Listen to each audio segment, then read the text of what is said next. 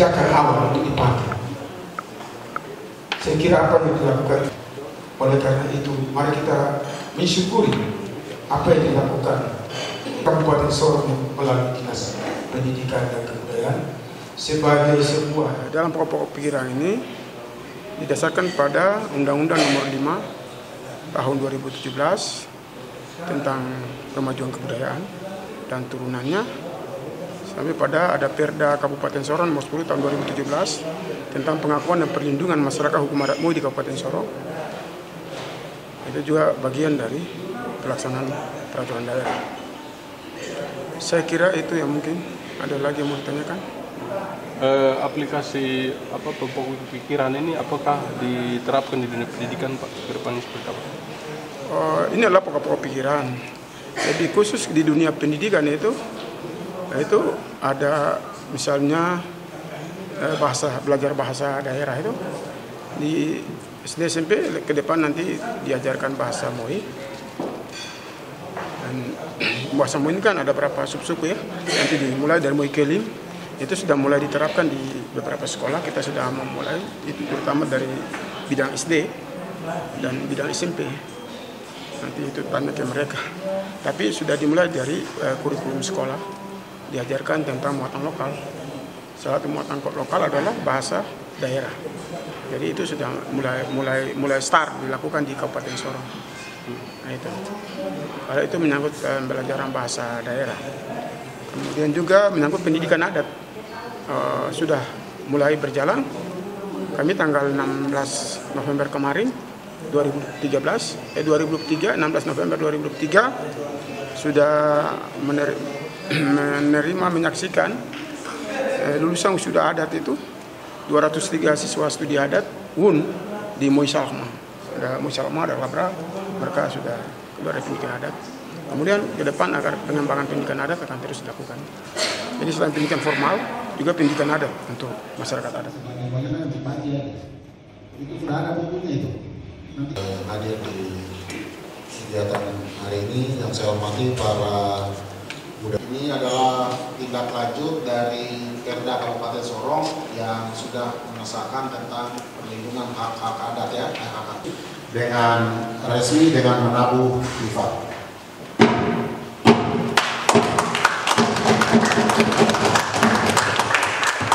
Sekian dan terima kasih budaya daerah untuk memperkaya khas. Sudah ada bukunya itu supaya harus Tenggara itu baru kita bisa lihat biak, ada bahasa Serui, jadi itu bisa kita istri Klaso. Itu saya paling senang karena dia supaya kita warga masyarakat yang ada di Kabupaten Sorong bisa mengetahui secara persis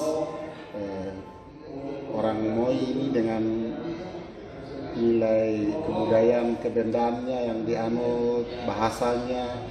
Nah tadi ada suku tadi ada 7 atau 8 tadi itu ada pengaruh serapan bahasa daerah juga. Misalnya bahasa MOI sendiri itu ada orang misalnya di MOI Kelabra sama MOI Salma itu dia sudah bergabung juga bahasa Sawiat, bahasa Salma, terus daerah misalnya MOI Maya sana itu sudah ini juga dari Raja Ampat juga karena ada bahasa Biak, ada ini. Jadi itu yang diselenggarakan oleh Dinas Pendidikan khususnya bidang kebudayaan di hari ini. Selain itu juga kita harus mengaktifkan kembali penetapan MOI Day. MOI Day itu hari khusus untuk MOI, budaya MOI itu di zaman Pak Joni Kamuru dulu itu kita hari Kamis. Hari Kamis itu wajib untuk yang pimpin apel itu harus bicara di bahasa MOI, berdoa juga bahasa MOI.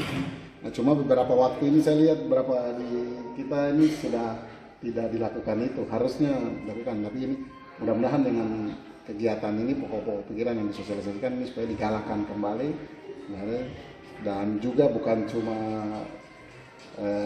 orang-orang yang ada di Kabupaten Sorong, tapi yang MOI sendiri juga mereka harus karena saya lihat mereka banyak yang belum komunikasinya belum dengan bahasa MOI secara terbuka. Ini kalau bicara itu diam-diam saja, sembunyi-sembunyi di sudut-sudut. Nanti kalau ketemu komunitasnya sendiri itu bicara diam-diam. Tidak seperti saya lihat kalau orang Maibrat. Orang Maibrat itu biar mau di tempat umum juga mereka sapu juga dengan bahasa saja. Atau orang Bugis Makassar atau orang Jawa, mereka itu tidak peduli.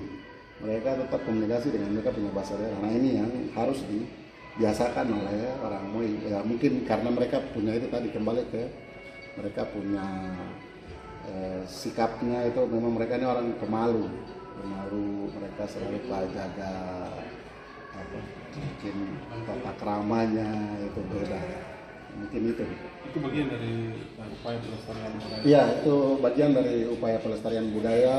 Nah ini juga yang jadi dasar perlindungan hak-hak adat ini ya. Kenapa akhirnya waktu kemarin kita zaman Pak Bupati John Pamuro kan cabut izin usaha sawit itu karena terkait dengan penebangan hutan ini secara masif sekali untuk perkebunan kelapa sawit, dan itu banyak masyarakat adat ini mereka komplain karena mereka punya tempat-tempat yang keramat segala macam itu banyak yang dirusak.